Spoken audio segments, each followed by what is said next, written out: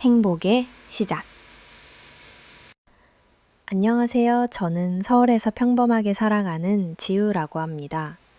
저의 어린 시절은 남들처럼 특별한 일 없이 조용히 흘러갔고, 가족 간의 따뜻한 정이 넘치는 분위기 속에서 사랑을 받으며 자랐어요. 대학교를 졸업하고 한동안 직장 생활에 집중하며 미래에 대해 고민하던 어느 날, 엄마에게서 조심스럽게 뜻밖의 이야기를 들었습니다. 엄마의 오랜 친구분께서 본인의 아들과 저를 한번 만나보면 어떻겠냐고 제안하셨다는 소식이었습니다. 사실 그땐 결혼에 대한 생각이 많지 않았고 평생 독신으로 살아도 괜찮을 거라고 막연히 생각했기에 선자리 자체에 별 기대가 없었습니다. 그렇지만 엄마가 워낙 저를 생각해 주시는 분이고 또 친구분과의 인연도 오래된 것이니 한 번쯤은 예의상 만나보는 게 맞다는 생각에 선자리 약속을 잡았습니다. 그날 아직 봄 기운이 남아있던 주말 오후 따뜻한 햇살 아래에서 카페에 앉아 처음으로 현석 씨를 만난 순간을 잊을 수 없습니다. 첫인상은 솔직히 썩 인상적이진 않았지만 얼굴에는 온화한 미소가 떠나지 않았고 조심스럽지만 성실하게 대화를 이끌어 나가는 모습이 인상적이었습니다. 처음에는 서먹하고 어색했지만 시간이 지나면서 가족들이 이야기를 나누게 되었죠. 저뿐 아니라 현석 씨 역시 부모님과 오랜 정을 쌓아온 집안의 막내라는 공통점이 있어 대화가 순조롭게 이어졌습니다. 첫 만남 이후로도 며칠간 마음이 계속 쓰였습니다. 평소에는 쉽게 느끼지 못했던 미묘한 감정의 변화였죠. 어쩌면 사랑이라는 감정이 이런 것인가 하고 처음으로 생각하게 되었던 것 같습니다. 현석 씨 역시 저와 비슷한 감정을 느꼈는지 조심스럽게 연락을 이어와 주었고 그렇게 서로를 조금 더 알아가는 시간을 가지기 시작했습니다. 양가 어머님들이 오랜 친구라는 점도 둘 사이를 자연스럽게 만들어 주었습니다. 두 분은 학교 시절부터 지금까지 쭉 우정을 이어오며 서로의 인생사와 가족사를 누구보다 잘 이해하고 계셨습니다. 덕분에 집안 분위기 역시 마치 가족 모임처럼 편안했고 저와 현석 씨가 자연스레 가까워질 수 있는 환경이 조성되었습니다. 만나면 만날수록 현석 씨의 진실된 마음과 올곧은 성품에 반하게 되었고 단순한 호감이 깊은 신뢰로 변해갔어요. 연애를 시작한 뒤로도 우리는 서로 다투거나 크게 상처를 주는 일 없이 배려와 존중으로 관계를 키워나갔습니다. 집에서도 친구들 사이에서도 현석 씨와 함께 있는 저의 모습을 보며 많은 분들이 너무 잘 어울린다. 두 사람이면 어떤 어려움도 극복할 수 있겠다는 응원의 말을 해주셨습니다. 자연스럽게 결혼 이야기를 꺼내게 되었고 양가 부모님 모두 기뻐하며 축복해 주셨어요. 웨딩 촬영과 예물, 예단 준비, 집 고르기까지 하나하나가 작은 축제였고 저는 매 순간이 꿈을 꾸는 듯 행복했습니다. 결혼식 당일 하얀 드레스를 입고 아빠 손을 잡고 걷던 그 순간 겹겹이 쌓여온 행복과 희망이 마음 깊은 곳에서 피어올랐습니다. 가족과 친지들, 그리고 우리 둘을 오랜 시간 응원해준 친구들 모두가 모인 그날, 저는 인생에서 가장 빛나는 시작을 맞이할 수 있었습니다. 보통 결혼은 현실의 시작이라고들 하지만 제게 결혼은 진짜 행복의 시작이었습니다. 오랜 우정 위에 쌓인 든든한 믿음, 가족의 사랑, 그리고 현석 씨라는 좋은 사람과 마주할 수 있는 행운이 제게 주어진 인생 최고의 선물이라고 생각합니다. 그래서 저는 그 소중한 시작을 가슴 깊이 간직하며 앞으로도 매 순간 감사한 마음으로 살아가고 싶어요. 가족지혜, 숨겨진 비밀.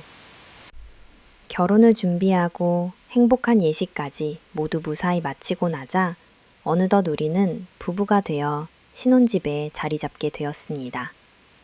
모든 게 새롭고 낯설지만 기대감과 설렘으로 가득 찬 나날이 지나갔어요. 처음에 현석 씨 가족을 가까이서 접하게 되었을 때 표면적으로는 누구나 부러워할 만큼 화목하고 원만한 가정으로 보였습니다. 시부모님 두 분은 항상 저를 따뜻하게 대해주셨고, 두 시동생 또한 예의 바르고 밝은 모습이었죠. 하지만 시간이 지나면서 가족 구성원 하나하나에 대해 더 깊이 알아가게 되었고, 그 과정에서 예상하지 못했던 가족의 비밀들이 조심스럽게 모습을 드러내기 시작했습니다. 저는 평소 궁금한 것은 바로 묻지 않고 분위기를 보며 차근차근 알아보는 편이라 직접적으로 무엇인가를 묻지는 않았습니다. 하지만 가족들과 함께 시간을 보내며 여러 사건과 대화를 통해 자연스럽게 각자의 이야기를 접하게 되었죠. 가장 먼저 마음에 걸렸던 건 시어머니 은희 여사님의 태도였습니다. 시어머니는 참 따뜻하면서도 어딘가 모르게 조심스러운 면이 있었습니다. 항상 저희에게 아낌없는 관심과 사랑을 주셨지만 종종 자신을 한 발 뒤로 물러서는 듯한 모습도 보였고, 가족 내 이야기에서 본인을 최대한 드러내지 않으려고 노력하시는 듯 했습니다. 언젠가 가족 모임에서 시어머니께서 연필을 잡고 오래된 앨범을 들춰보시던 장면이 있었습니다. 그 사진들 가운데에는 영문을 알 수 없는 낯선 여성의 사진이 몇 장 끼워져 있었고, 사진 뒤편에는 행복했던 나날이라는 메모가 적혀 있었습니다. 시동생 중 막내인 준명이가 어느 날 저녁 조심스럽게 묻더군요. 형수님, 혹시 우리 집에 대해 궁금한 거 있으세요? 그 말에 저는 얼떨결에 웃으며 아직은 별로 없어요. 다들 너무 잘해주셔서 감사할 뿐이에요. 라고 답했죠. 그러자 준명이는 잠시 망설이다가 조용히 이런 말을 전했습니다. 사실 저희 어머니는 저희 형제들한테 친어머니가 아니에요. 아버지께서 전처와 이혼하고 여러 해를 홀로 지내셨다가 지금의 어머니와 다시 시작하게 되셨죠. 처음 듣는 이야기였기에 잠시 말을 잇지 못했습니다. 그동안 시어머니를 대하며 느꼈던 미묘한 거리감과 어쩌면 집안 분위기 속 은연중에 존재하던 긴장감의 정체가 조금씩 이해되었습니다. 준명이는 솔직하게 말해줬습니다. 어머니께서 결혼하셨을 때 이미 아버지에게는 3명의 자녀가 있었고 젊고 능력 있는 분이셨음에도 불구하고 본인의 아이를 낳지 않고 아버지의 3 자녀만 품에서 키워 오셨다고 했습니다. 어머니는 모두에게 한결같은 따뜻함으로 대하셨지만 한편으로 어린아이 마음에 자리 잡은 다른 엄마라는 인식은 완전히 지울 수 없었던 모양이었습니다.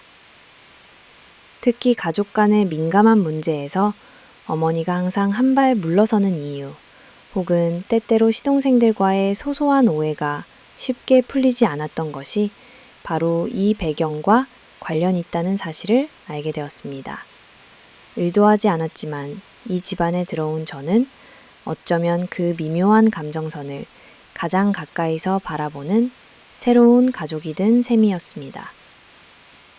또한 가족 구성원의 눈에 보이지 않는 관계의 틈새를 느낄 수 있었습니다. 명절이나 가족 기념일 등 큰 행사가 있을 때마다 말로 다 표현하지 못하는 묘한 감정이나 각자의 눈빛, 어색한 침묵이 집안을 사로잡을 때가 있었죠. 그래도 다른 집과는 다르게 이 집안에서는 항상 시어머니께서 조용히 문제를 풀어가시며 감정보다 가족의 평화를 더 중시하는 모습을 보여주셨습니다. 저는 그 모습이 한편으로는 대단하다 느끼면서도 또 한편으로는 안타까움과 아픔도 느꼈습니다. 시간이 조금 더 흐른 뒤 시어머니와 단둘이 차를 마시며 진지한 대화를 나눌 기회가 있었습니다. 그때 시어머니께서 조심스럽게 자기 이야기를 꺼내주셨죠. 지우야, 넌 언젠가 우리 집안에 대해 곰곰이 생각해 본 적 있니? 나는 사실 너희 아버지와 아이들을 위해 청춘을 바쳤지만 나의 자리를 완전히 인정받지 못할지도 모른다는 지금까지 살았단다. 그래도 그것이 내 운명이라고 생각하며 책임을 다해왔다. 이 대화를 통해 저는 가족이란 단지 혈연으로만 이루어지는 게 아님을 새삼 깨달았습니다. 누군가는 남들에게는 말 못할 깊은 상처와 비밀을 안고 살아간다는 걸. 그리고 그 소리 없는 희생과 아픔이 때때로 누구보다도 깊은 가족애로 남는다는 사실을 알게 되었습니다. 기권한 워도고로 친양청은 초기부터 저는 시어머니 은희 여사님과 특별한 인연을 맺게 되었습니다. 결혼 전부터 시부모님 두 분은 저를 무척 따뜻하게 대해주셨고 저는 그 따뜻함에 보답하기 위해 항상 예의와 존중을 잊지 않으려 노력했습니다. 하지만 막상 결혼 생활이 시작되면서 두 집안의 문화 차이와 저마다의 생활 방식에서 비롯된 작은 오해와 해프닝이 하나둘씩 쌓이기 시작했어요. 처음에는 집안일을 함께 하겠다며 부엌에 들어가 뭔가 돕고 싶었지만 시어머니는 지우야, 너는 그냥 소파에 앉아서 차 한 잔 마시면서 쉬어라. 이런 건 내가 금방 끝낼 수 있어. 라며 부드럽게 저를 말리셨습니다. 저는 그 배려가 고마우면서도 마음 한편으로는 혹시 내가 도움이 안 되는 며느리로 비치지는 않을까? 하는 걱정이 들었습니다. 때때로 명절이나 가족 모임이 있을 때면 저는 평소보다 일찍 시댁에 도착해 시어머니를 도와 전을 부치거나 과일을 썰곤 했습니다. 시어머니는 저의 이런 모습을 보며 항상 우리 며느리는 손재주도 좋고 마음 씀씀이가 고운데 우리 집에 와준 게 큰 복이지 라고 칭찬해 주셨습니다. 시어머니의 칭찬 한마디는 바쁘고 힘든 날에도 큰 힘이 되었고 점차 저도 자연스레 시댁을 내 집처럼 편하게 생각하게 되었습니다. 사실 시어머니와 저는 사소한 취미도 많이 공유하게 되었습니다. 저는 책 읽기를 좋아했고 시어머니도 젊은 시절부터 독서를 무척 즐기셨기에 가끔 함께 도서관을 찾기도 했어요. 어느 날은 시어머니가 준비한 따뜻한 차와 집에서 직접 만드신 쿠키를 들고 저희 부부집에 찾아오셔서 둘이서만 조용히 작은 북카페처럼 이야기를 나누던 적도 있습니다. 시어머니의 삶의 경험과 생각을 들으며 저는 진정한 어른의 깊이와 애정을 자연스럽게 배우게 되었습니다. 시어머니께서는 내가 결혼 전까지 엄마의 보호 아래서만 성장했다면 결혼 후엔 또 다른 어른의 품 안에서 새로운 가족애와 인생의 지혜를 배우게 해주셨습니다. 어느 날 제가 몸살로 고생하던 날이 있었습니다. 남편도 야근이 잦아 혼자 집에 누워 있었는데 시어머니께서 어떻게 아셨는지 직접 죽을 끓여서 오신 겁니다. 이런 날은 몸을 따뜻하게 해야 낫는다며 얼른 먹어라 하시며 저를 침대에 눕히고 손수 이마에 물수건까지 올려주셨죠. 어린 시절 친정엄마와 다름없는 어쩌면 그 이상 가는 온정과 보살핌에 저는 눈물을 참을 수 없었습니다.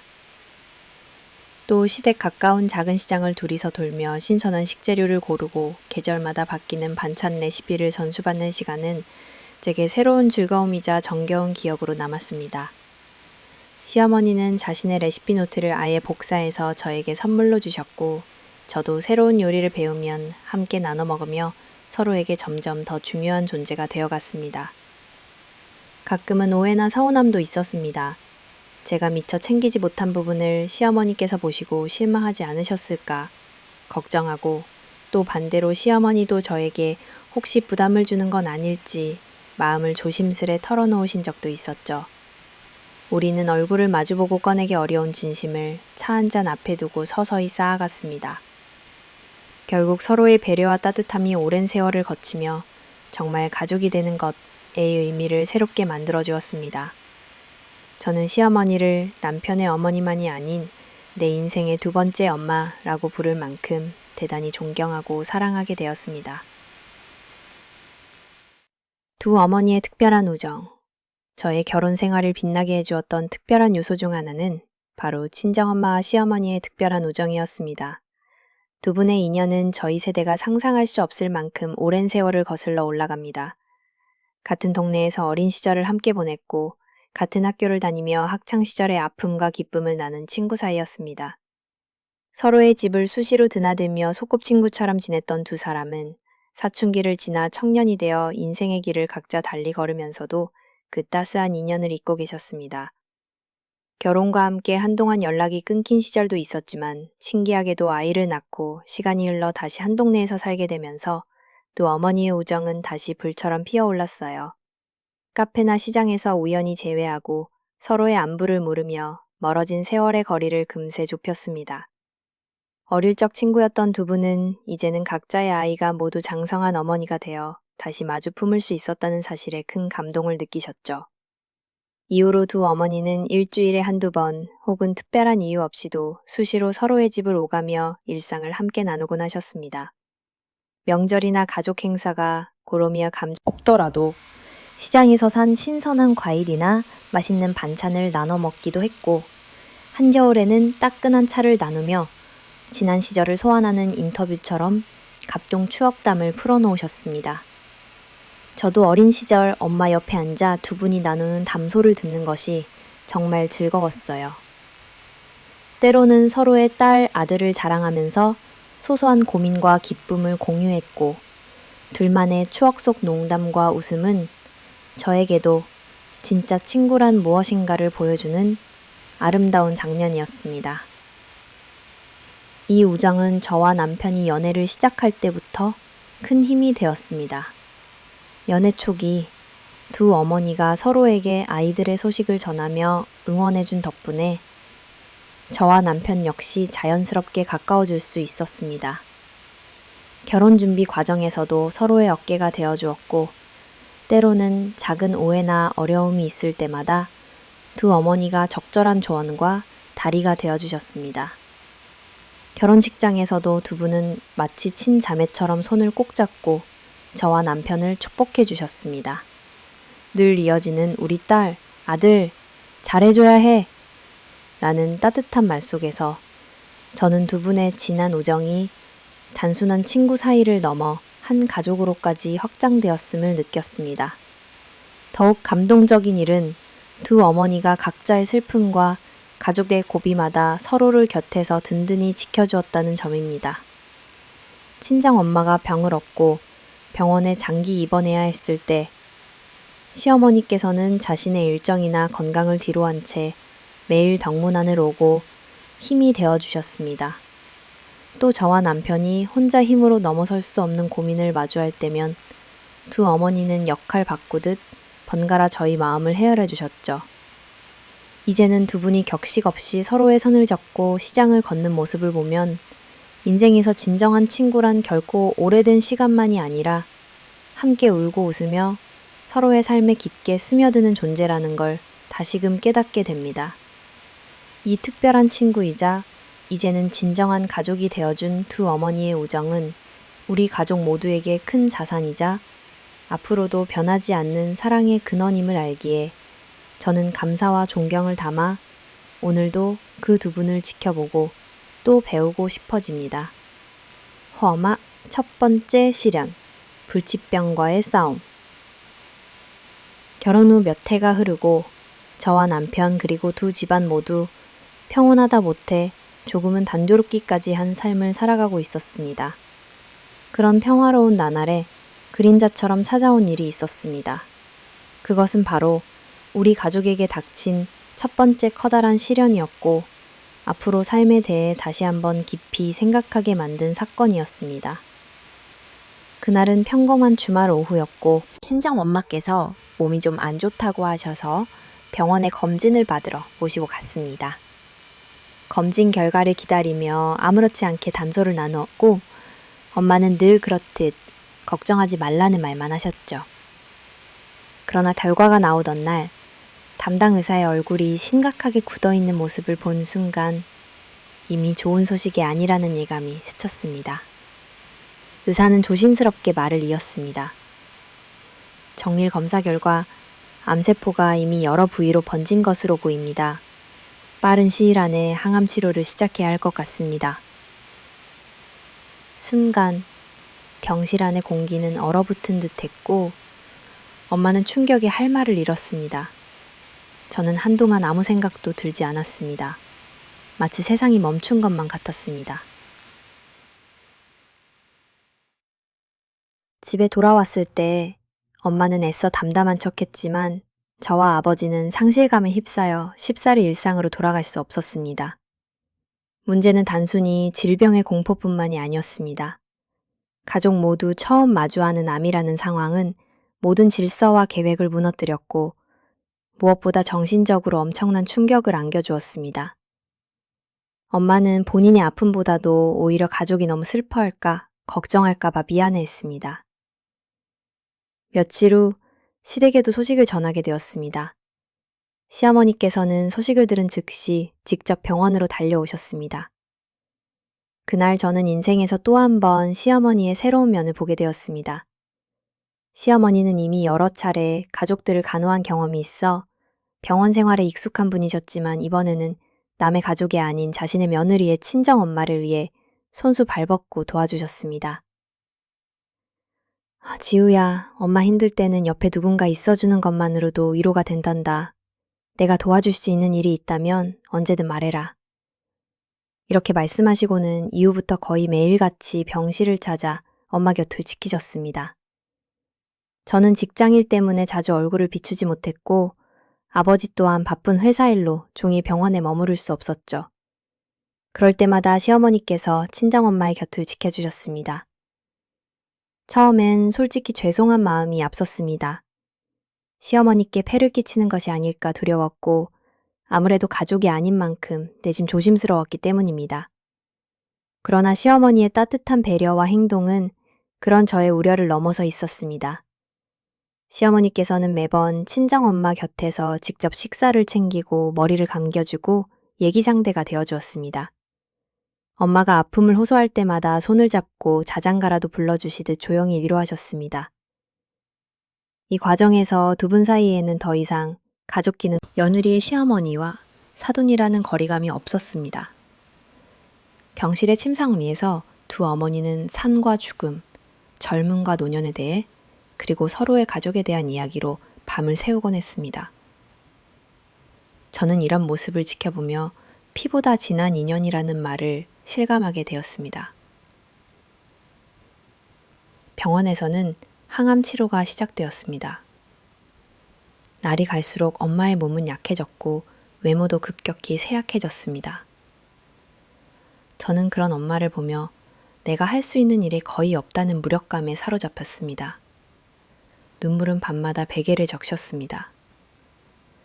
남편 또한 말없이 저에게 힘이 되어 주었고 시댁 식구들 역시 필요한 지원을 아끼지 않았습니다.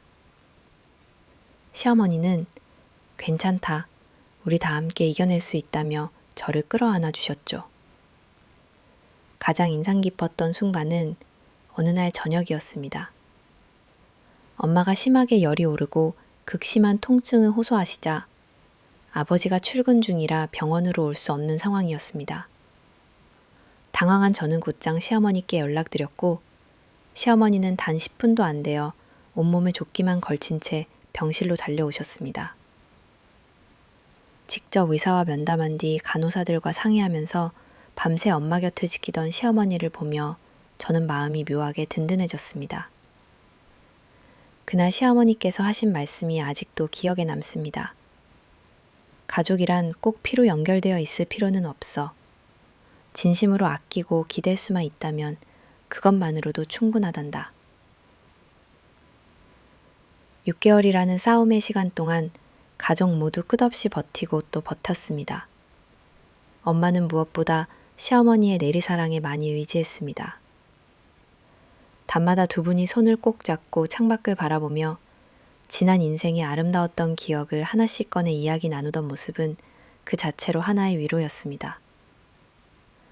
결국 예상보다 더 오랜 시간 동안 견뎠던 엄마는 한여름 햇살이 찬란하게 비치던 날 가족 모두 곁에 두고 조용히 눈을 감으셨습니다. 슬픔에 잠긴 장례식장. 저와 아버지는 말 그대로 무너져 내렸고 시어머니와 시댁 식구들 역시 마치 가족을 잃은 듯 통곡하셨습니다. 시어머니는 마지막까지 정말 대단한 분이셨다. 내 가장 소중한 친구를 품에 묻는 것 같다며 오열하셨죠. 이 시련은 우리 가족 모두에게 엄청난 상실이었지만 동시에 남은 이들이 더 깊이 연결되는 계기가 되었습니다. 시어머니는 제가 친정엄마를 잃고 슬픔에 빠져 있을 때마다 곁에서 힘이 되어 주셨습니다. 누구보다 저의 눈물을 닦아주고 조용히 품어 안으며 위로해 주셨죠.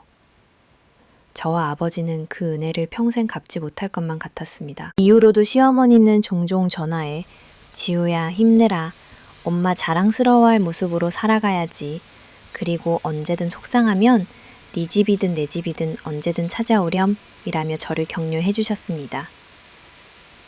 가족을 위협하는 큰 병은 한순간 모든 것을 무너뜨릴 수 있지만 때로는 그 곁에 사랑과 돌봄이 새로운 희망의 씨앗이 될 수 있음도 알게 해준 시간이었습니다. 저는 이 경험을 통해 가족의 의미, 진짜 사랑의 깊이, 그리고 인연의 소중함을 마음 깊이 새길 수 있었습니다. 그 이후로 저는 가족에게 있어 진정한 사랑과 의지란 피로 맺어진 것만으로 설명할 수 없다는 것을 더욱 확실하게 믿고 살아가게 되었습니다. 소리 없는 희생. 엄마가 떠난 뒤 저는 하루하루 감정의 소용돌이 속에 있었습니다. 남편과 아버지는 각자 방식으로 이별을 견뎠지만 저는 유독 세상에 혼자 남겨진 느낌으로 힘들었습니다. 그럴 때마다 시어머니는 조용히 저를 불러 지우야, 네가 내 딸이라는 사실엔 변함이 없단다. 남보다 더 오랜 시간 지내지 않아도 내 마음은 네 곁에 늘 있을 거야. 라고 진심을 전하셨습니다. 시어머니의 돌봄은 여기서 끝나지 않았습니다. 그녀는 자신도 몸이 좋지 않은 와중에도 누구보다 저와 아버지를 챙기며 일상의 빈틈을 채워주셨습니다. 남들이 모를 정도로 겸손하고 소리 없는 방식으로 말이에요. 예를 들어 남편이 야근을 할 때마다 저 대신 저녁을 챙겨 보내시고 명절이면 친정 식구들 몫까지 정성껏 반찬을 나누어 주셨습니다. 무엇보다 시어머니는 다시는 누군가 소외된다는 느낌이 들지 않길 바라는 마음으로 우리 부녀를 가족 행사 모임마다 초대했고 조용한 위로와 함께 흔들면 내 등에 기대도 돼. 나는 네 진짜 엄마잖니. 하셨죠. 때로는 저 몰래 아버지 회사 근처로 도시락을 전달해 주시고 소소한 용돈이나 계절마다 필요한 옷까지도 신경 써서 챙겨주셨습니다. 어느 누구에게도 내색하지 않은 그녀의 사랑은 마치 봄날 포근한 바람처럼 제 마음을 어루만졌습니다. 시어머니와 가까워질수록 그녀가 얼마나 오랜 세월 남몰래 아픔을 삼키고 가족을 위해 희생해 왔는지 알게 되었습니다. 남편과 시동생들 사이에서 친엄마가 아니라는 이유로 겉돌던 마음, 언제나 친정엄마처럼 평등한 사랑은 주지 못했다는 자책, 그리고 자신을 제대로 알아주는 가족도 드문 겉돌던 이치. 그럼에도 그녀는 묵묵히 모든 짐을 감내하며 내색하지 않고 한결같이 품넓은 사랑으로 우리 모두를 안아주었습니다. 이 시기를 겪으면서 깨달은 것이 무한두습니다. 진정한 헌신과 희생은 누가 알아봐주거나 칭찬받길 기대하면서 시작되는 것이 아니라는 사실이죠. 시어머니는 언제나 변함없는 미소로 내 곁에 함께 있어주는 것, 그것만으로도 난 충분히 행복해 라고 말했습니다. 그동안 쌓인 수많은 오해와 거리감도 이 소리 없는 희생 앞에 서서히 허물어졌습니다. 저는 내 가족이 겪은 슬픔도 또 시어머니가 평생에 걸쳐 실천한 남모를 희생도 잊지 않으려 합니다. 사랑이란 말 없이 필요한 순간 가장 가까운 곳에 있어주는 것, 그리고 스스로를 내세우지 않은 채 남을 먼저 생각하는 그 마음임을 가슴속에 새겨둡니다.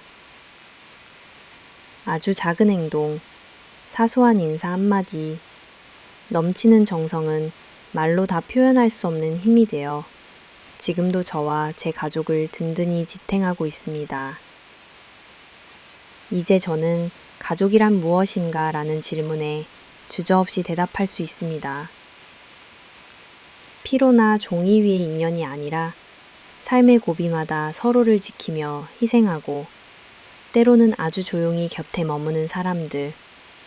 바로 그런 어머니처럼 저도 누군가의 진정한 힘이 되는 가족이 되고 싶다는 소망을 품게 되었습니다. 끝없는 희생과 소리 없는 사랑으로 가족 모두를 밝혀주었던 시어머니. 그 은혜와 헌신을 잊지 않고 또 할 수 있을 만큼 주변을 따뜻하게 지키는 사람이 될 것을 저는 오늘도 조용히 다짐합니다. 오해받은 진심. 어머니가 돌아가신 후 우리 가족의 수많은 감정은 말로 쉽게 설명할 수 없는 혼란의 소용돌이로 바뀌었다. 엄마를 잃은 슬픔과 내 곁에서 응원해주던 한 사람의 빈자리, 그 둘 사이에서 나는 자주 어쩔 줄을 몰라 했다. 하지만 그런 나와 달리 시어머니께서도 깊은 상실감에 우울감까지 겹쳐 조용히 방 안에 머무르는 일이 많아졌다. 그러나 그녀가 보여준 마음은 오히려 안타까운 방향으로 흘러가고 말았다. 엄밀히 말하면 시어머니의 헌신과 진심은 우리 가족뿐 아니라 남편과 시동생, 그리고 시댁 식구들에게도 완전히 받아들여진 적이 없었다. 어머니가 아무리 노력해도 그녀는 한 번도 진짜 가족으로 온전히 받아들여지지 못한 듯 했다. 남편과 시동생들은 항상 새엄마라는 경계선을 지켰고, 어머니가 만들어주는 음식을 먹으며 사소한 농담을 건넬 때도 어딘가 모르게 딱딱한 분위기가 남아 있었다. 나는 처음부터 이 상황을 객관적으로 받아들이지 못했다. 매사에 따뜻하고 공정한 시어머니의 면모를 가까이서 지켜보고 그녀의 속마음을 알게 된 만큼 받았지만 시어머니에게조차 점점 차가워지는 분위기는 내 상상 그 이상이었다. 며느리 입장에서 아무리 노력해도 해결되지 않는 벽 같은 것이 집안 곳곳에 자리하고 있었다. 서로 상처받은 과거와 피로, 연결되지 않은 관계에서 비롯된 서글픔이었다. 어머니는 직접적으로 자신의 외로움이나 어렵게 버티고 있다는 사실을 내색하지 않았다. 일상에서는 변함없이 우리 부부와 소통하려 하고 내가 무심코 흘리는 말이나 표정 하나까지 신경 쓰며 배려했다.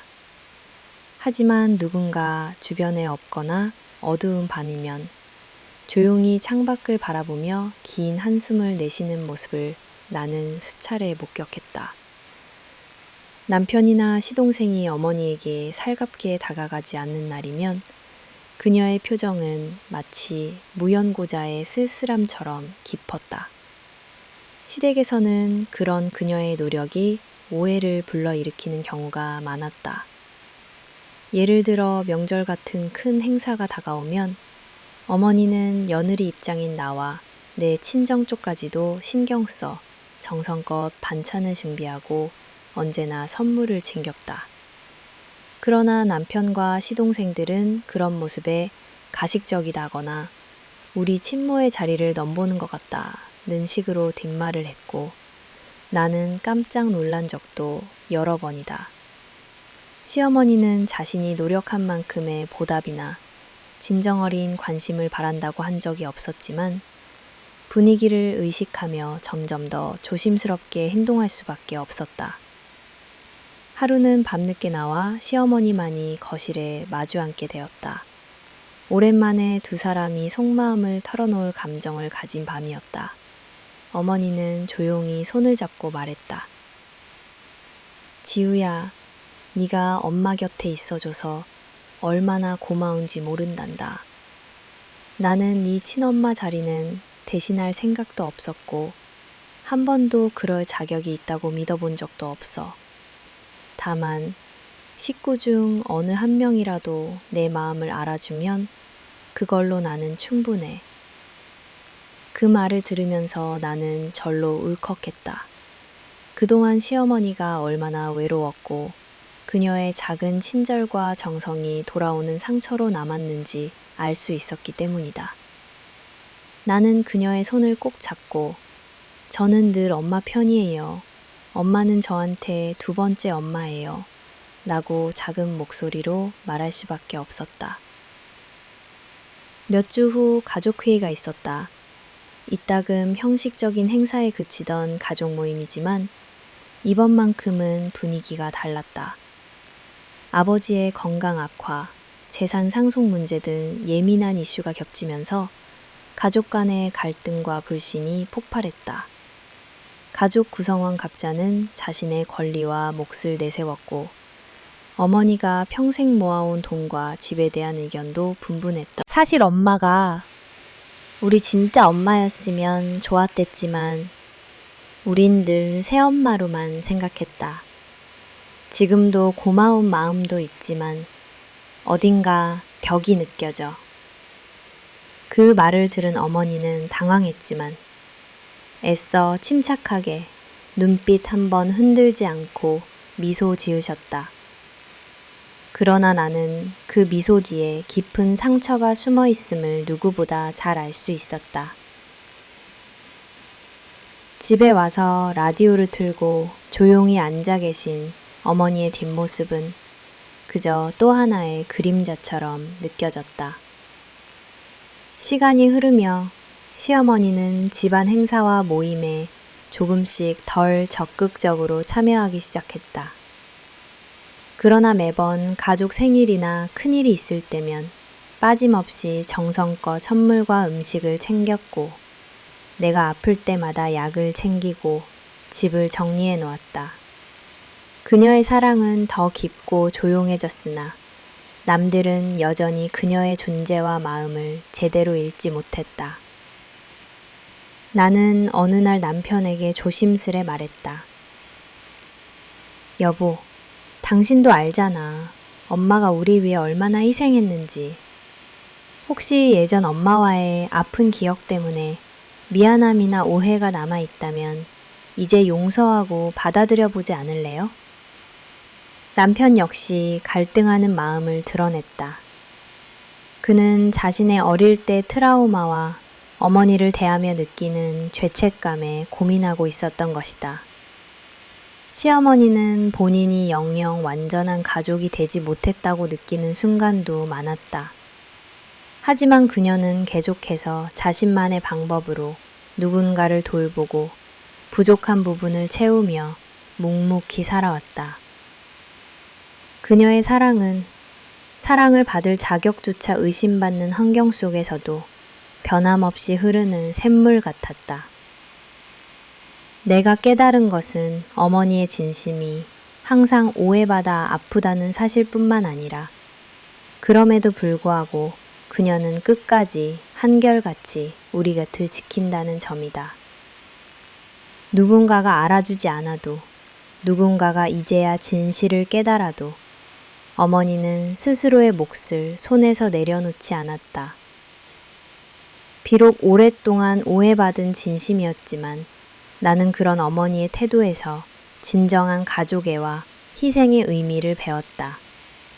언젠가 가족 모두가 어머니의 깊은 사랑을 완전히 이해하는 날이 오길, 그리고 그녀의 마음이 더는 상처받지 않길 나는 간절히 바란다.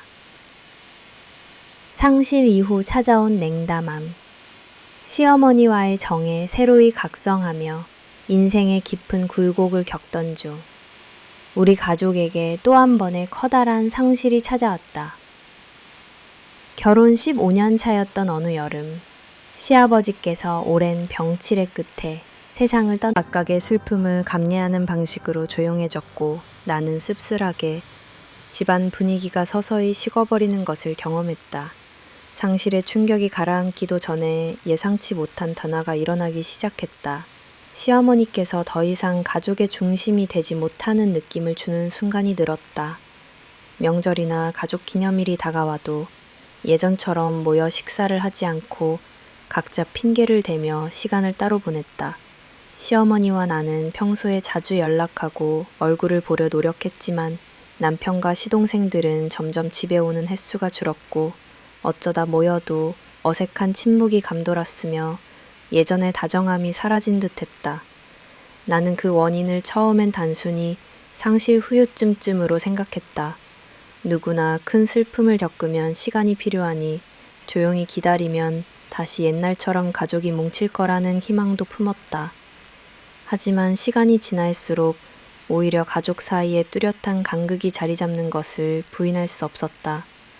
시어머니께서 명절 음식을 정성껏 차려도 식구들은 별 반응 없이 각자 방에 들어갔고 집안에서 함께 나누던 이야기들은 점점 사라지고 있었다. 한 번은 남편에게 조심스럽게 물었다. 요즘 어머님과 예전처럼 대화하지 않는 것 같아고요. 무슨 마음인지 말해줄 수 있어? 남편은 잠시 침묵하더니 조심스럽게 속내를 털어놨다. 사실 엄마랑 어색해. 아버지 돌아가신 후로 집안에서 내 마음 둘 곳이 없다고 느껴. 솔직히 엄마가 우리 친엄마가 아니란 느낌 더 크게 다가온다. 그 대답을 듣는 순간 나는 마음이 철렁 내려앉았다. 한 가족이라는 이름 아래 뭉쳤던 우리의 유대가 지금껏 아버지라는 연결고리에 기댄 것은 아니었는지 돌이켜보게 됐다.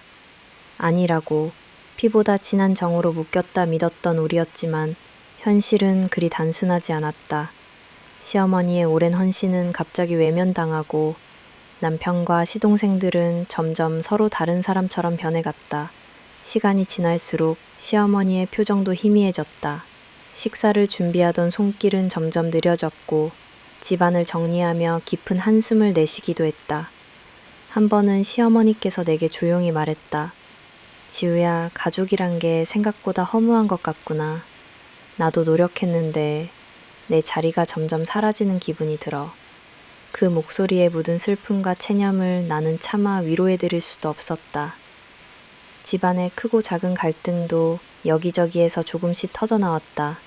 사소한 돈 문제, 상속 이야기가 돌 때마다 형제들은 서로를 의심하거나 어머니의 속마음을 짐작도 하지 못한 채 의중만 따졌다.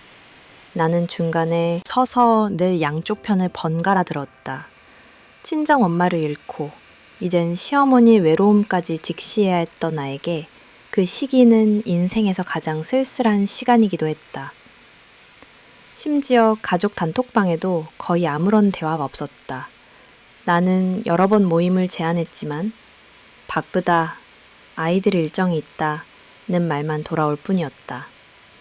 한 번은 혼자 집에 계신 시어머니를 위해 케이크를 들고 갔더니 그 작은 기쁨에도 눈가가 붉어진 어머니의 모습이 왠지 낯설고 서글펐다. 그러면서도 시어머니는 늘 집안 곳곳을 정성껏 돌보셨다. 한 번이라도 자녀가 들릴까 싶어 음식과 과일을 챙겨놓고 며느리와 손주들 사진을 방에 곱게 장식해 두셨다. 희망을 품었지만 정작 그 희망은 이내 조용히 잦아들고 어느새 무기력한 일상만 남았다. 나는 시어머니 곁에 있으려고 더 많이 노력했다. 매주 전화를 드리고 주말마다 함께 시장에 가거나 산책을 하며 어머니의 이야기를 들었다. 그러나 가족의 빈자리는 결코 혼자서는 채울 수 없는 것임을 실감했다. 오랜 세월 흘린 눈물과 소리 없는 희생을 보아온 내가 할 수 있는 미로란 얼마나 한계가 뚜렷한지 때로는 나 자신조차 답답했다. 어느 날 시어머니께서 내 손을 꼭 잡으며 조용히 말했다. 지우야, 네가 내 곁에 있어줘서 그나마 덜 외롭다. 네가 아니었다면 여기 이 집엔 내 마음을 나눌 사람이 아무도 없었을 거야. 그 순간 나는 가족이란 결코 당연한 존재가 아니라 서로의 노력이 계속되어야 유지되는 살아있는 인연이라는 걸 다시 한번 깨달았다. 여름날 오후, 텅 빈 거실에서 시어머니가 혼자 차를 마시며 창밖으로 오래 바라보는 모습을 보고 나는 작게 다짐했다. 설령 모두가 자리를 뜨고 마음의 문을 닫는다 해도 적어도 나는 어머니를 외롭게 두지 않으리라. 이 가족에 희망의 작은 불씨라도 붙잡아 두리다. 그리고 언젠가 우리 가족이 진정한 의미에서 화해와 사랑을 다시 배울 수 있기를 마음 깊이 바랐다. 가슴 아픈 진실. 상실의 시간은 집안 곳곳에 보이지 않는 금을 남겼다. 모두가 서로의 아픔을 나눈 듯 보였지만 실상은 각자 마음속에 오래된 상처와 해결되지 않은 감정이 자리 잡고 있었다. 시아버지가 세상을 떠난 후 시댁 식구들은 스스로도 알지 못하는 방식으로 서서히 변해갔다. 외견상 평온을 가장하며 일상을 지켜가던 어느 날 그동안 깊이 감춰져 있던 진실이 드러나기 시작했다. 그리고 그 진실은 가족에게 다시는 되돌릴 수 없는 아픔을 남겼다. 좋아해서였다. 남편은 평소보다 무거운 목소리로 조심스럽게 내게 말을 건넸다. 지우야, 사실 언젠가 얘기해야 한다고 생각했는데 우리 형제들 그리고 나 모두 지금의 어머니를 완전히 우리 엄마로 받아들인 적 한 번도 없는 것 같아. 그냥 아버지 살아계실 때만 억지로 가족 흉내를 냈던 거지.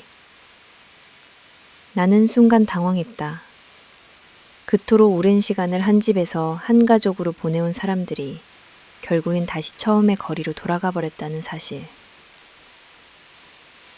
더 충격적이었던 것은 시어머니의 수십 년 희생과 정성이 단지 아버지의 부재라는 변수 하나로 이토록 간단하게 무너질 수 있다는 냉혹한 진실이었다. 남편의 말이 끝나기 무섭게 시동생과 올케, 가족 단톡방에서도 예민한 대화들이 오가기 시작했다. 누군가는 어머니를 친엄마가 아니다라며 구체적으로 모든 행동이 남처럼 느껴진다고 했고, 또 다른 이들은 가족끼리의 재산 문제, 상속 갈등에 훨씬 더 집착하는 태도를 드러냈다. 그 가운데 나는 외로운 시어머니의 작은 눈짓과 조용한 한숨을 더욱 자세히 관찰하게 되었다. 평소와 다름없이 집에 찾아온 시어머니는 내게 미소를 지었지만 그 미소는 왠지 씁쓸하고 멀게만 느껴졌다. 식탁에 앉아 차를 마시며 나는 그동안 서운하셨던 게 있느냐고 조용히 여쭙다. 시어머니는 잠시 머뭇거리시더니 작은 목소리로 나는 아이들 모두 소중하고 내 책임이라고 생각해서 최선을 다했는데 어쩔 땐 내가 많이 잘못 산 건 아닌가 두려울 때도 있단다. 정작 내 마음은 아무도 모르는 것 같아서 라고 말씀하셨다. 그 말 한마디는 내 가슴을 깊이 찔렀다. 그날 밤 남편과 긴 대화를 나눴다. 나 역시 어린 시절 어머니의 부재 때문에 느꼈던 슬픔, 그리고 새어머니에 대한 미묘한 경계심을 이해할 것 같았다. 남편은 이상하지? 엄마가 계신데도 엄마라고 부르지 못했던 시절이 어째서인지 지나가면 그저 허전했다. 고 고백했다. 나는 그제야 우리 가족의 갈등이 단지 한 사람의 문제가 아니라 세월 속 쌓인 인정받지 못함과 상실의 반복임을 깨달았다. 가족 내 갈등은 곧 재산 문제와도 얽혀 더욱 복잡한 양상으로 번졌다. 시아버지의 유언과 시어머니의 재산 분배 계획이 알려지자 형제들 사이에 불신과 경쟁심이 고개를 들었다. 가장 실망스러웠던 것은 일부가 어머니가 진짜 가족이 아니다라며 그녀의 몫을 최대한 줄이려는 것처럼 보였다는 점이었다. 그런 장면을 목격하며 나는 말로 표현할 수 없는 허탈함과 이 가족의 미래가 갑자기 낯설게 느껴지는 공허함을 느꼈다. 더 깊고 가슴 아픈 진실은 시어머니가 이미 오래전부터 이런 소외와 슬픔을 견디며 살아왔다는 사실이었다. 그녀는 모든 식구에게 똑같이 정성을 다했다. 아플 때 밤새 간병했고 집안에 문제가 생기면 누구보다 발빠르게 나서서 해결했다. 그럼에도 불구하고 삼남매 누구도 그녀를 진짜 어머니라 칭하지 않았고 가끔은 그래도 우리 진짜 엄마는 아니잖아요. 라는 말을 대수롭지 않게 던지기도 했다.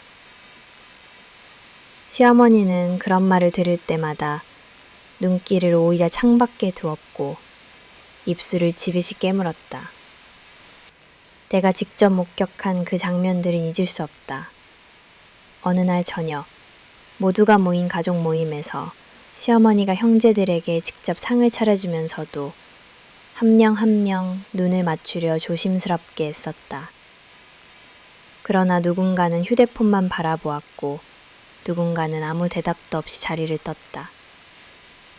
식사가 끝난 뒤 어머니는 홀로 주방 정리를 하며 내가 다가가 도와주자 고개를 끄덕이고 작은 소리로 고마워. 네가 있어서 그나마 위안이 된다. 고 말하시곤 했다. 가장 힘들었던 순간은 가족 전체가 한데 모여있던 어느 겨울이었다. 각자 자신의 상처와 권리만을 내세운 채 소리 없이 서로를 미워하며 등 돌린 그 자리에서 어머니는 침묵 속에 앉아 있었다. 눈빛 하나 손길마저 얼어붙은 밤. 나는 조용히 어머니의 손을 잡고 엄마, 전 엄마 편이에요. 아무리 세상이 부정해도 저만큼은 누구보다 엄마를 믿을게요. 라고 속삭였다. 어머니는 내 말을 듣고 한참 동안 말을 잇지 못하셨다. 그리고 나서야 아주 조용히 눈물을 닦으셨다. 이 긴 겨울이 지나며 나는 이 가족의 진짜 문제를 조금 더 정확하게 바라볼 수 있게 됐다. 세상에 완벽한 가족이란 없으며 피보다 진한 사랑도 때로는 이기적이고 편협한 감정 앞에서 상처받을 수 있다는 사실. 시어머니의 깊은 희생과 현실적인 한계가 교차할 때 남는 건 결국 남들 눈에 잘 보이지 않는 상처들이었다. 나는 이 집안이 언젠가 어머니를 진짜 가족으로 그리고 진정한 사랑의 중심으로 인정할 수 있길 바랐다. 그 희망이 거창한 환상일 수도 있지만 최소한 내가 할 수 있는 일은 어머니 곁에 지키고 그녀의 마음을 한 번이라도 더 어루만져주는 것이라 다짐했다. 그렇게 가슴 아픈 진실을 마주한 우리 가족은 각자가 홀로 자신만의 상처를 견디고 있다. 그러나 나는 여전히 진심이 누군가에게는 꼭 닿는다는 신념을 품고 오늘을 산다. 못했고 시동생들은 바쁘다며 집에 들리지 않는 날이 늘어났다. 어머니의 마음을 위로해 줄 수 있는 사람은 사실 나뿐이었다. 나는 매주 어머니를 찾아가 차를 같이 마시며 조용히 손을 잡았다. 어머니는 나와 함께 있을 때만큼은 한결 편안한 표정을 지으셨다. 어느 날 어머니는 어린 시절 이야기를 털어놓으셨다. 지우야, 나는 내 인생이 누군가에게 온전히 받아들여진 적이 별로 없던 것 같아. 결혼을 해도 새 가족이 되어도 늘 긴장하고 조심하며 살아왔지. 하지만 너만은 내 마음을 알아주는 것 같아서 위로가 된다. 그 말씀을 들으며 나는 눈시울이 뜨거워졌다. 가족들이 각자의 상처에만 갇혀 어머니를 진심으로 이해하려 하지 않았던 지난 세월이 떠올랐기 때문이다. 가족 내 진짜 균열은 당시 모두가 어머니의 존재와 사랑을 평범한 듯 여기며 마치 당연한 것으로 받아들였다가 한순간에 그 소중함을 외면해 버렸기 때문이라는 사실을 새삼 느꼈다. 우리 사회에서 계모와 자식 사이에 남겨진 벽, 상속 갈등과 그로 인한 오해는 단순하면서도 복잡했다. 피로 맺어진 인연이 아닐지라도 사랑하고 아끼는 마음은 결코 가벼운 것이 아닌데 이를 받아들이지 못한 우리는 모두 각자의 외로움에 빠져 있었다. 그리고 얼마 후 어머니가 조용히 남긴 한마디가 내 가슴에 뚜렷이 남았다. 나는 네가 있어서 다행이야. 이 집안에서 진짜 내 가족이라 느낀 건 너밖에 없는 것 같아. 혹시라도 내가 언젠가 없더라도 네가 나 대신 여기 이 집에 따뜻함을 지켜줬으면 좋겠구나. 어머니의 손을 꼭 잡으며 나는 그런 아픔이 다시 반복되지 않기에 바랐다. 진실의 무게와 상처에도 불구하고 나는 어머니의 희생과 사랑이 언젠가 모두에게 닿을 날이 오리라 믿었다. 시간이 더 걸릴지는 모르겠지만 반복되는 상실과 오해 속에서도 누군가가 한 걸음 먼저 다가간다면 가족의 정의는 새롭게 탄생할 수 있을 것이다.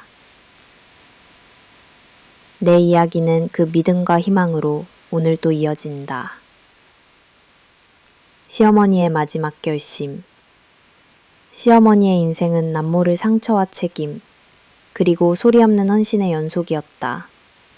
가족의 중심이 되어 누구보다 모두를 사랑했지만 한 번도 진짜 가족으로 인정받지 못했던 절망과 외로움 속에서도 늘 묵묵히 하루하루를 견디셨다. 남편의 부재, 가족들의 점점 커져가는 거리감, 그리고 며느리인 내게 느꼈던 따뜻한 정이 그녀를 지탱해준 유일한 힘이었다. 남편의 죽음, 아이들의 냉대, 그늘진 집안 분위기에도 불구하고 시어머니는 더 많은 것을 줄 수 있을 때까지 최선을 다해 가족을 챙겼다. 어느 날 시어머니는 조용히 내게 손을 내밀었다. 지우야, 세월이 이렇게 빠른 줄은 몰랐단다. 살면서 좋은 것도 아픈 것도 많았지? 나는 이제 더는 욕심내지 않으려고 해. 다만 네가 내 마음을 알아줬다는 것만으로도 정말 고맙구나. 그 말에는 일생 동안 삼켰던 수많은 상실과 후회, 그리고 작은 희망이 담겨 있었다. 사실 나조차 그녀의 마음을 100% 이해했다고 말할 수는 없었다. 하지만 시어머니가 보여준 소박한 진심, 매번 손수 만들어 보내주시던 반찬, 멀리 있는 손주를 위해 직접 뜨개질하던 손길, 혼자 외로울 때면 아무 말 없이 찾아와 안아주시던 온기가 절로 떠올랐다. 그녀는 단 한 번도 본인이 중심이 되거나 인정받으려 한 적이 없다. 가족들이 냉담하거나 갈등이 폭발할 때마다 시어머니는 물밑에서 묵묵히 화해의 다리를 놓으려 애썼다. 일이 힘들 땐 내게 괜찮다. 네가 울컥할 때야말로 내 손길이 필요하단다. 라고 먼저 손을 내밀어 주시던 분이다. 시어머니의 건강은 어느 순간 점차 나빠지기 시작했다. 오랜 긴장, 상실과 갈등, 스트레스가 누적되며 몸은 예전 같지 않았다. 내가 병원을 모시고 다닐 때마다 시어머니는 고생이다, 괜찮다며 나를 먼저 챙겼다. 하지만 나는 속으로 이제야 비로소 그녀의 빈자리가 얼마나 클지, 지금 이 시간들이 얼마나 소중한지 두렵도록 느껴졌다. 가족들은 여전히 변화가 없었다. 남편과 시동생들은 잠깐 얼굴만 비출 뿐 시어머니의 속사정을 깊이 묻지 않았다. 각자 자신의 어려움이나 상속 문제로 바빠졌고 집안의 온도는 더욱 차가워졌다. 그럼에도 시어머니는 언제나처럼 아이들을 위해 음식을 챙기고 작은 선물과 용돈을 손수 전하며 마음을 다했다. 특히 나와 내 아이에게는 남부럽지 않은 사랑을 듬뿍 쏟았다. 그러던 중 어느 날 시어머니께서 중요한 얘기가 있다며 나를 불렀다. 예전보다 훨씬 마르고 초췌한 얼굴이었지만 눈빛만큼은 또렷했다. 지우야, 내가 가진 건 별것 없단다. 그래도 그동안 모은 집도 있고 쌓아온 조금의 돈도 있다. 나는 내 재산을 내게 모두 넘기고 싶다. 네가 내 마음을 알아주었고 유일하게 진짜 가족이라고 느끼게 해줬으니 나머지 아이들이 뭐라 해도 내 결심은 변하지 않아. 손을 내저었다.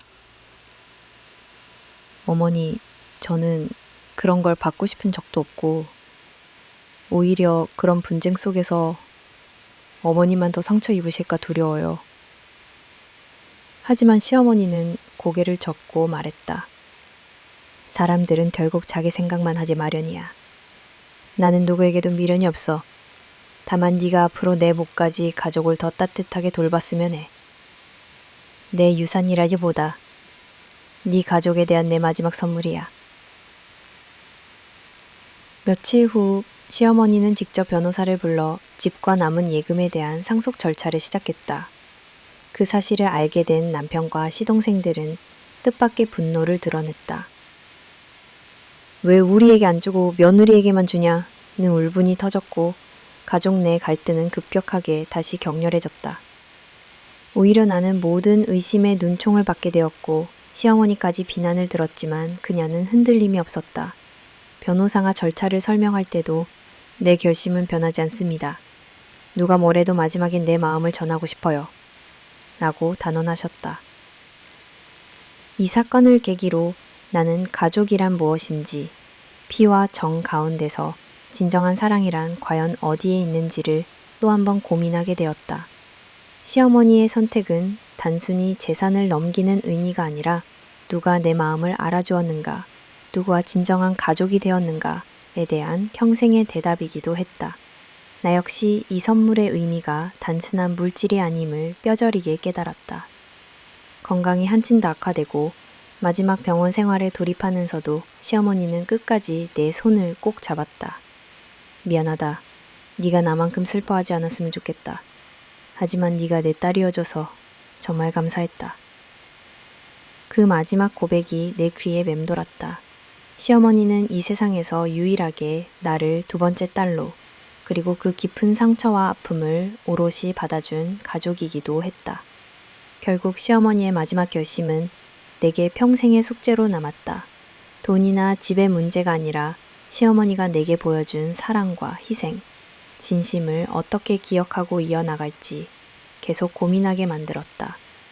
모든 갈등과 오해의 중심에서 나는 진짜 가족이란 스스로 노력하고 끝까지 옆에 남는 사람임을 무엇보다 뼈저리게 배웠다.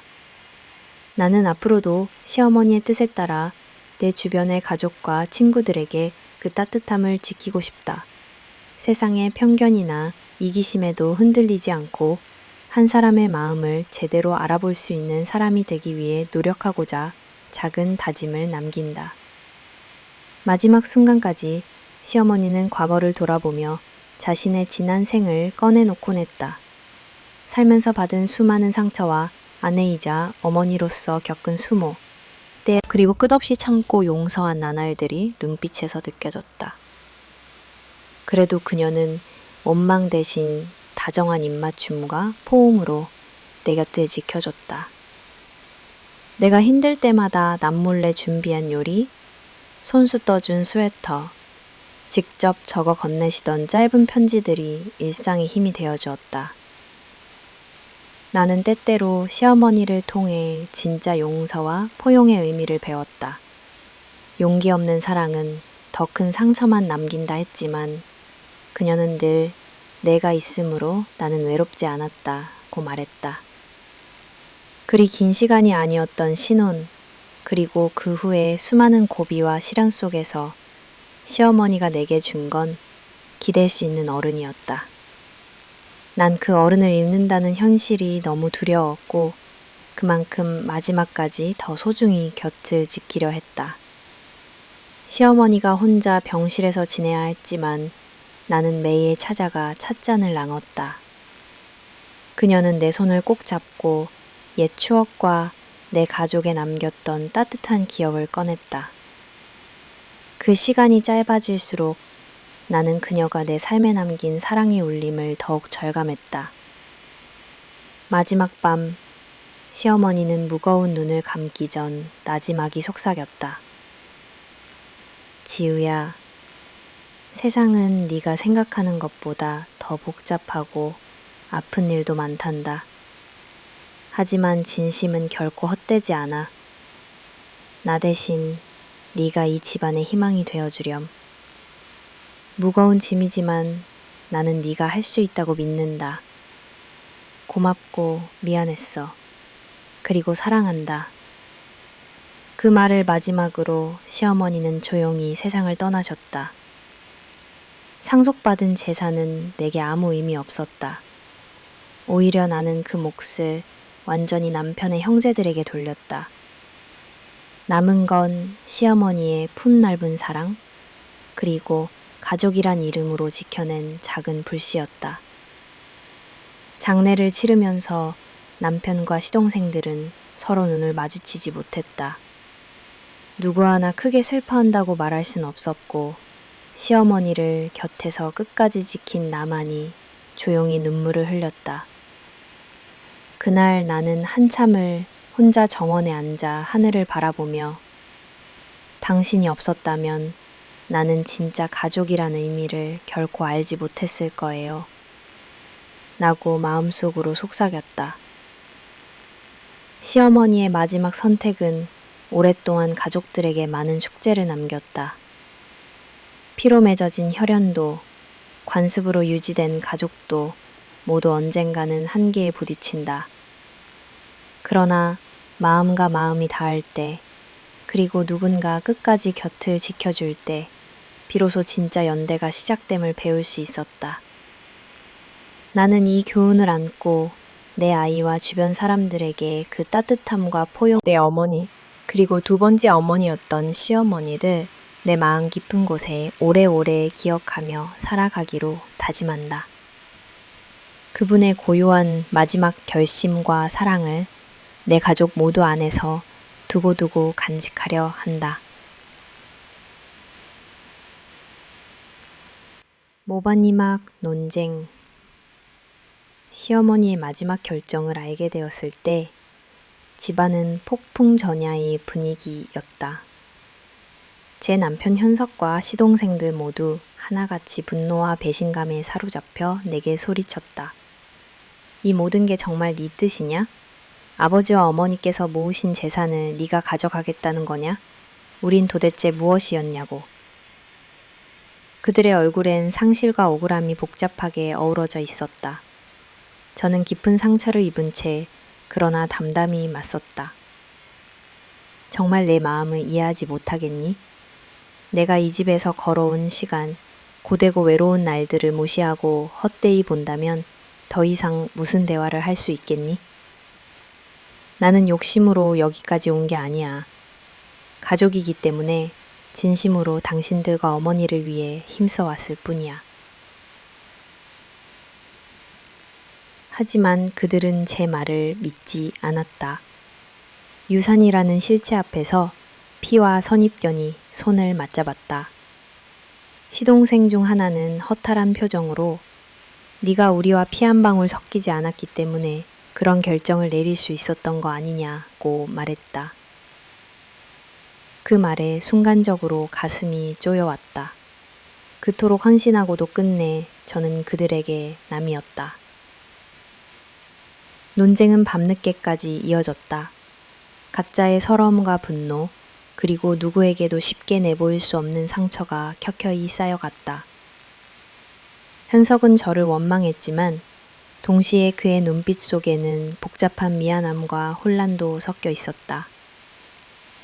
당신이 이 모든 걸 감당해야 했을 때 나는 어디 있었을까? 난 혼잣말을 듣고 저는 그 역시 피해자임을 알았다. 마침내 소리 없는 정적이 거실을 덮쳤다. 냉랭한 분위기 속에서 시어머니의 유언장이 조용히 펼쳐졌다. 유언장에는 시어머니의 마음이 섬세하게 담겨 있었고 저에 대한 고마움과 자식들에게 다 하지 못한 애틋함도 함께 남아 있었다. 내 곁을 지켜준 며느리에게 내가 할 수 있는 마지막 마음을 남긴다. 내 자식들이여, 누구보다 서로를 아끼고 삶을 살아가길 바란다. 유언장을 읽으면서 모두가 할 말을 잃었다. 눈물과 침묵이 거실을 감쌌고 각자가 처한 마음의 구석을 저마다 들여다보았다. 분노는 옅어지고 대신 이해할 수 없는 슬픔과 허탈함이 모두를 휘감았다. 저는 조심히 각자의 손을 잡으며 말했다. 나는 그저 상처 위에 첫 희미한 빛이 스몄다. 그날의 논쟁은 어느 누구도 이기지 못했다. 상처는 남았지만 새로운 이해의 씨앗 또한 심어졌다. 그리고 저는 다짐했다. 언젠가 모두의 고통과 분노가 누그러질 그날, 다시 한번 진심으로 가족이란 의미를 마주할 수 있기를. 이 논쟁은 끝이자 시작이었으니까. 닫히는 문, 그리고 새로운 시작. 시어머니가 세상을 떠난 날, 집안은 누구도 감히 말을 꺼내지 못하는 정막에 휩싸였다.